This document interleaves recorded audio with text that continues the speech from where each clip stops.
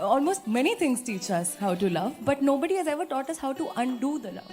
The idea of building relationships is that it's of support on all levels of life. In every way, two people can do better than one person, that is the idea. So, moving on. My question is very relatable to the audience as well. Heartbreak is something that I think Who broke everybody… your heart? So, heartbreak is something that almost everybody goes through, and especially Really? at some point of their time. Oh. And I remember, in fact, my teacher once telling me that it is at your time you love, you break, and you learn to love again and again and again. But Who is the this beauty… teacher, huh? Sorry? Who is this teacher? That's a top secret. The beauty of it is that you fall in love again and you break, but then it always ends up healing you again. I wonder, Sadhguru, everybody teaches us how to love. Movies, poems, Really? Bollywood. If you do the things that you're doing in the movie, nobody will love you. Literature. Almost many things teach us how to love, but nobody has ever taught us how to undo the love. About breaking hearts. I don't have a broken heart because I gave away my heart very early on in my life, so nobody can break it, you know. I gave it away. Just do that, then nobody can… You must understand this. What is a love affair? Is it okay? Mechanics of love affair, we can look at it. I'm not trying to de-romanticize it. What's this? Let's say you were 10 years of age. Looked around, the world was quite normal. Hello? Was it normal when you were 10, 12? It was normal. I'm not picking on you because you're in the first row, okay? It was looking quite normal. Suddenly, after some time, you got little poison, chemically poison. You looked, every little bump on somebody's body looks like a world by itself. Hello? Till then everything was okay, isn't it? You're 10, 12, it's okay. You became 13 and you look like this. Suddenly this is a world by itself. The neighborhood scrawny girl who didn't mean a damn thing to you, suddenly she's the focus, she's the apple of your eye. Yes? So this is because your intelligence has been hijacked by your heart. So it is making funny things happen. It is making you believe all kinds of things. When you look back and say you'll feel stupid, but it's okay. There's nothing wrong about it. But it's very important that we understand what's happening. Otherwise we'll do idiotic things that we may regret later, you know. It is not a question of morality. It is a question of handling our lives and… Serial heartbreak business can leave you paranoid about anything, about bonding with anybody in your life. Yes or no? You had serial heartbreaks, it looked like fun for some time. After some time, you just don't actually trust anybody in your… Because another human being is a problem, always. Only when our emotions allow you to cross that problem, in some way they get in. But if we have serial heartbreaks, we will never allow our emotion to cross those barriers. We will always be cautious because anyway this is come with a… what's expiry date? Huh? When people come with an expiry date, yes, there is an expiry date for all of us, but relationships, the idea of building relationships is that it's of support on all levels of life, so that two people, that means two brains and two bodies, can do better than one in many ways, in various aspects of life, in profession, in domestic situation, in life, in companionship, in emotion, in arranging and organizing our lives, in every way.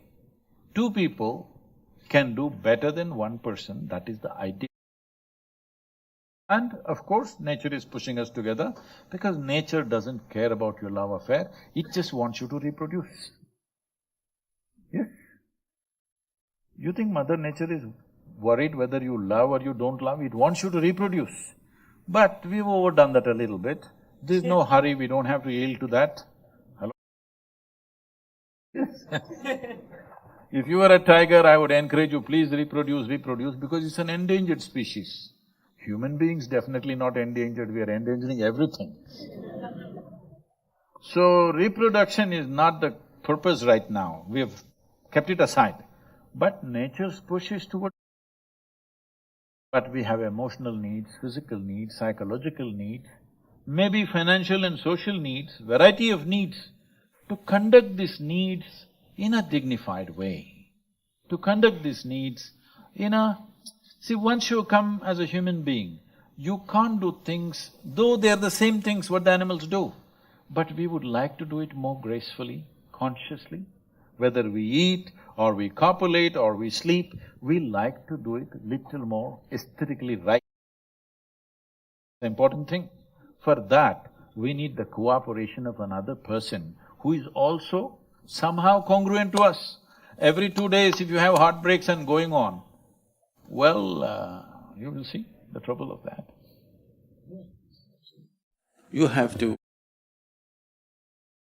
use your energies wisely. You will develop so much of personal power within yourself. You walk like a king because the power within you makes you walk like that.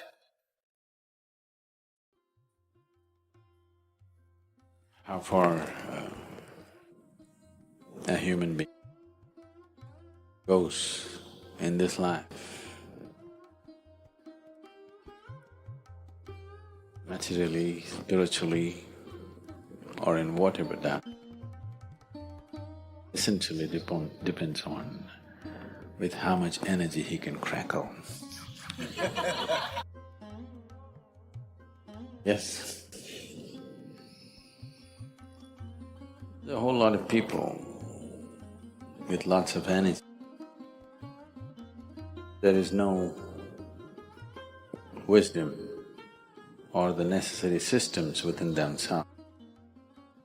Transform this energy into a kind of a personal power.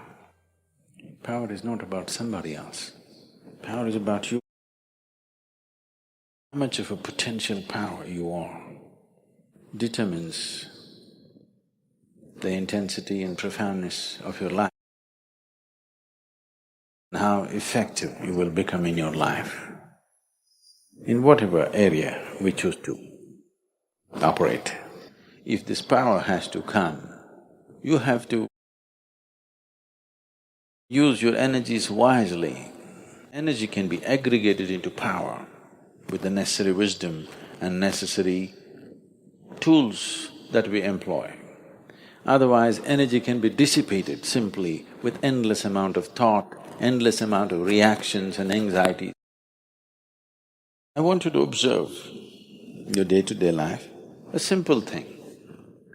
Just let's say, how many words do you utter in a day? You never counted? Oh, you should. You should. Just make an estimate tomorrow, from morning to night, how many words you utter. Day after tomorrow, cut it by 50% and say the same things. You're not cutting off communication with people. You're still communicating, but with 50% of the words. Your language skills will improve for sure. And you will see, you will develop so much of personal power within yourself. See, there is scientific evidence to show at least 20% of your energy right now, as you sit here in a restful state, is being consumed by your brain. If you bring this down, that your brain is not unnecessarily fluctuating and, hopping mad all the time. If it learns to be still and do only what's needed, An enormous sense of personal power will develop. You can't do this with your mind right now. If you try to stop it, it'll hop even more crazy. At least do it with your body. Your words and your physical movements, reduce it by 50%. If you want to look at this, look at this. If you want to look at that, don't do this. With your body and your utterances, if you do this, slowly it will also start manifesting in your mind. It will not do unnecessary things. When you don't know unnecessary things, the energy that you have slowly transforms itself into potential power. So in developing this, the asanas that you practice, the Surya Namaskar that you do, if you're doing, or whatever other kriyas and other things that you do, is essentially to develop this power. This should not be dissipated in unnecessary action. Right now you cannot curtail the number of thoughts you're having in your mind. That also can be, if you just bring in a reverberation within you, a simple mantra. If this is going away crazy, simply chant for some time, create a certain reverberation. You will see it will generate enormous amount of personal power. Without this power within you, you will not break through dimensions of life. Life, right now, for most people, divine is just a scriptural dictum. It is not a living experience in their life. If it has to become a living experience, if something as powerful as the Creator has to come into your experience, there must be some sense of power within you. This must be always understood. Power is not about domination. Power is about becoming effective. Power is about becoming empowered. Only when you carry the potency of this power within you, you walk through this life.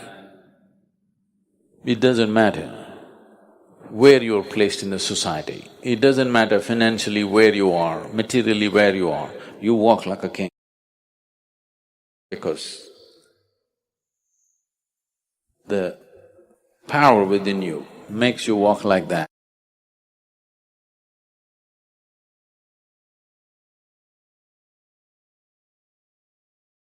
A man from Canada got a bit drunk in winter months. He thought God is speaking. Then he went down on his knees and he said, "Where are you speaking from? If you do certain things, you will be ridiculed." Namaskaram, Sadhguru. I feel that my obstacle is fear of judgment or ridicule. Not of your judgment, somebody else's judgment. And you don't know what is their judgment. First of all, do they have the time to make judgments on you? Are they that interested in you to waste time making judgments on you? But somebody may say something, if you're completely in the wrong direction. A man from Canada got a bit drunk in winter months. Then he thought he will go ice fishing. So he went and started cutting the ice. When a booming voice said, "There is no fish beneath this ice," he just startled. He thought God is speaking. Then he thought, because he couldn't see nothing, he thought maybe it's just a drink. And again he started hacking at the ice. Once again, a booming voice said, "There is no fish beneath the ice." Then he went down on his knees and he said, "God, are you God? Where are you speaking from?" The voice said, "I am the manager of the ice rink."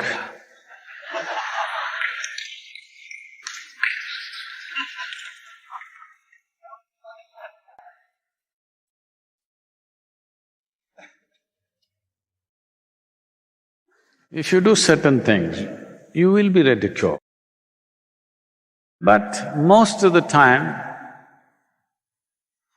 nobody has any time to think about you, to make judgments about you, to ridicule you. They don't have time, they're busy with their own stuff, you know. If they get a minute, they're… Where are they looking at you? They're not even looking at you anymore.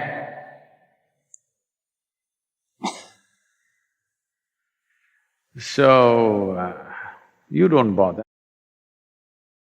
If you look little ridiculous and people laugh, if they do, isn't it nice that you're a source of joy for somebody at least? I'm not saying you must make a fool of yourself all the time, but it's all right. Once in a way, to make a fool of yourself is very human. Yeah? You're always super correct. This is a little bit of a problem. This doesn't mean that you're right, this means you're a little screwed up. Yes. I'm always right doesn't mean you've gotten it. It means you're just a little screwed up, that's all, you're not able to see. That is when you become ridiculous. If you're willing to be ridiculous, you will become very lovable. Lot of people will fall in love with you because you're stupid. Really. They think you're cute. Oh, don't bother about what somebody is thinking. What somebody is thinking is their problem, isn't it? What is happening in their mind is their problem, yes or no? Are they coming and telling you, you're ridiculous? That means they're very helpful. Suppose you're digging in the ice rink to catch fish. Somebody told you, it's a very helpful suggestion, isn't it? They didn't tell you. You don't know what's happening in their mind. Why are you trying to read everybody's mind? You must be concerned, what is the quality of your mind? Don't worry about the quality and content of other people's minds. It's not worth it, I'm telling you. Exploring other people's mind, it's not worth it, there's nothing really worthwhile. If you concern yourself of what should happen in your mind, your life will improve. If you're concerned about what he may be thinking, what she may be thinking, you will go crazy because you don't know what's happening, it's all guesswork. Guesswork will drive you crazy on a daily basis if you do it, isn't it? So, from now on, you just look at this. If you think something is ridiculous, don't do it. If you think it's worth doing it, just do it, it doesn't matter. Somebody may think it's ridiculous. I can make fun of anything in the universe. This doesn't mean I'm against it. Instead of crying about it, at least let's laugh about all the idiotic things, what to do. It's a choice. You can see many stupid things in the world and cry about it. Or you can laugh about it. Your ability to fix it is better. Not that we can fix everything, but our ability to fix something is better when we're in a laughing mode, not in a crying mode, isn't it so? So, you don't bother. If somebody laughs, you can join and laugh. You'll make friends. If you react, you will become more ridiculous. Already you've done one stupid thing. If you react to that, you will become a permanent ridicule. If you join with them and laugh, they will help you out of something that you may be doing wrong, possible. But anyway, most people are not thinking about you, sorry to disappoint you.